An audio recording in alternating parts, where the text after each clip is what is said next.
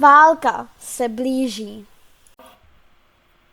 Dokázali jste, že andělé můžou být zabiti. Myslíte, že pro vás také nepřijdou? Až padne věž, na jaké straně se postavíte?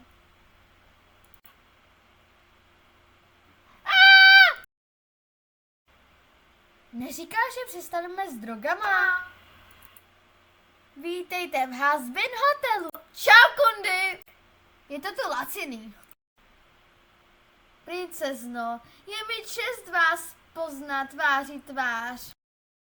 Dalším vyhubením budete chráni všechny nebo jenom ty vaše oblíbené? Počkej, a ty jsi kdo?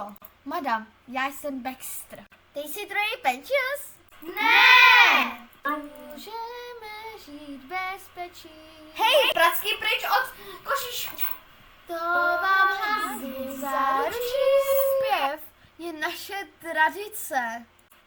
Vykoupení je možné! Nám je cesta za lepším zítřkem skutečná. S ním, že hledám práci. Takže tady se zabít ty andělé. Zabijte mě. Rok. Mám lepší plány pro jejich Hazbin hotel. Využiju jejich reputaci. Zosnujeme pekelný odboj proti nebi.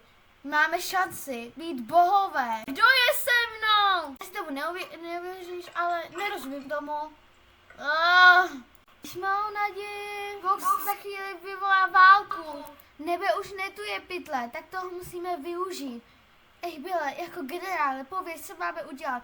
Mě toho neudělá, já toho zkrátka neměl rád, je to slaboch. Jsem teď dostal. Vážně si jist, že můžeš dokázat proti nebi pozatím, ani jsi nedokázal založit nejsilnějším a pekle a dílci, pojďte si hrát. Když mou naději, ať mi napřímo tím hrdým kruhem toč, každá duše napíhá. Dokážeme spolu všecko. Slyš mou naději.